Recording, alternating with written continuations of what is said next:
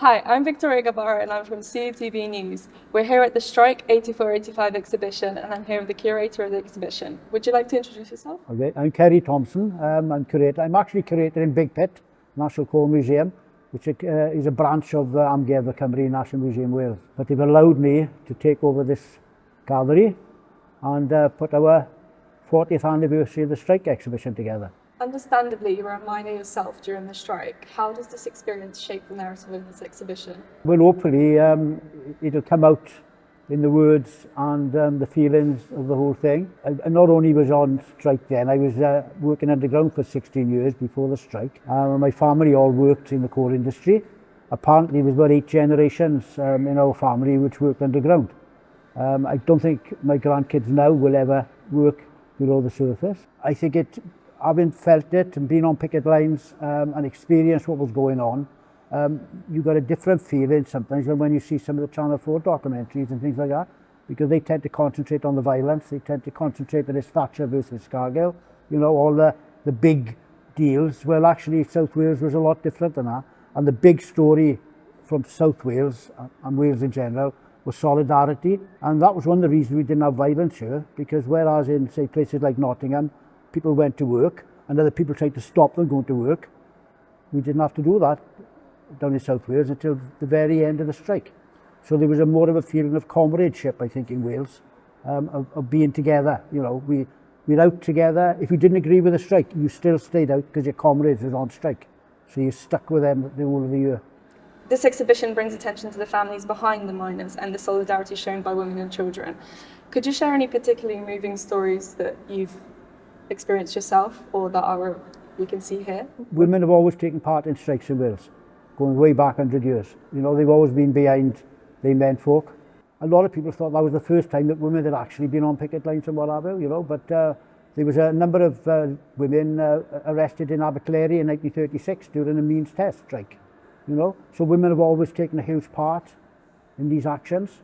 But I think during the strike it came more to attention because people like Sean James from Lloyd, who's mentioned in the strike, and Jones, again, from up that area, other people I knew, actually got together and formed what we call soup kitchens, but absolutely support groups.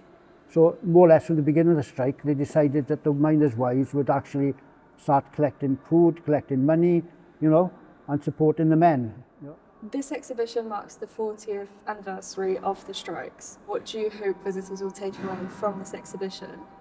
And I hope they get a feeling of what the strike was like in Wales as such, because there's never been, well, been very few books or television programmes done about the strike in Wales. So I wanted this to be our view out, say exactly what went on here. Because, like I said, when you look at Channel 4 documentaries, BBC documentaries, it tends to focus on the Midlands of England, Yorkshire.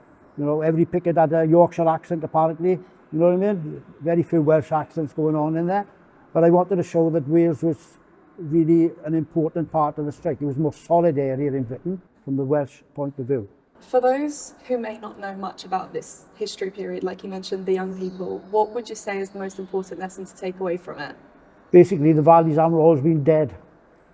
Because if you go now, you see places, there's no pubs, there's no shops open, there's nobody in the streets, you know. I want to think it wasn't always like that. There's photographs here of marches going through the terraced houses and, you know, things happening in the valleys. Well, the valleys now are seen as being a bit of a problem, and, you know, there's drugs and there's drink and there's unemployment and what have you. But people in the valleys actually fought back against that, at least for that year in 1984-85, you know. And people can come together and actually achieve something. Of course, in there we didn't achieve anything, but at least attempt to achieve something. So I'm Cat Davies, I'm Director of Collections and Research. So that means I've got the joy of looking, as it says on the tin, of all the collections across all of our 7 sites and our collection centre, also responsible for our research programme and the cherry on the cake, the exhibitions programme. And I think in terms of this exhibition strike, what's so lovely about it in one way is that it's so collections rich. You know, sometimes we don't have the opportunity to bring such a range of collections together.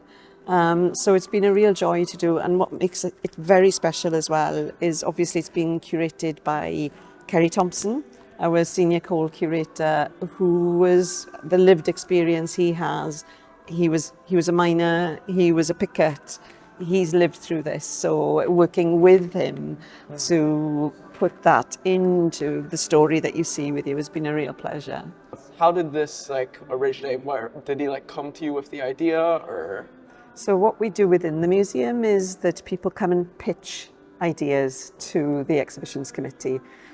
This exhibition originally started out as a pitch about protest in general, and then we're thinking, wow, it's really strong in terms of protest, particularly where we are today. But then because it was the 40 years since the miners' strike, we thought we'll actually focus this in on the strike itself and the protest. So it's an opportunity for that transfer of knowledge, that sharing of experience through this commemoration, really. I think everybody will take something different away from it, because I've been looking at the feedback of people who have visited already. And what I think strikes me most is people are delighted to see people they know in the exhibition, and they go, oh, these three guys from Penrhyw Khyber, and I know my uncle knows blah. I think that's what makes it immediate and really a real experience. I think the banners from the lodges are fantastic, but because they're so colourful, and the craft that's gone into that, and the pride with which the miners and the communities marched with. But for me, actually, it was a photograph I discovered actually the day before the exhibition opened, and I hadn't seen every single photograph. I'd seen most, and saw a photograph that was taken in the community centre from my village. Wow. With the LGSM, there was a gig there, and I'm thinking, oh my gosh, that's in Colbrain Club. So I was looking out for my uncles and who were miners themselves. So it's that discovery that you get, which I think is really important. I'd like to lean this question more on why do you think it's so important for younger generations to know about what happened in 1984 to 1985 with the Streic exhibition? It's a good question. So there are, I think, a couple of things there. First of all, if we go back a little bit further, most of the valleys in South Wales wouldn't exist if it wasn't for coal. So those communities grew from coal. And I think that's really important. If we don't know where we've been, we don't know where we're going.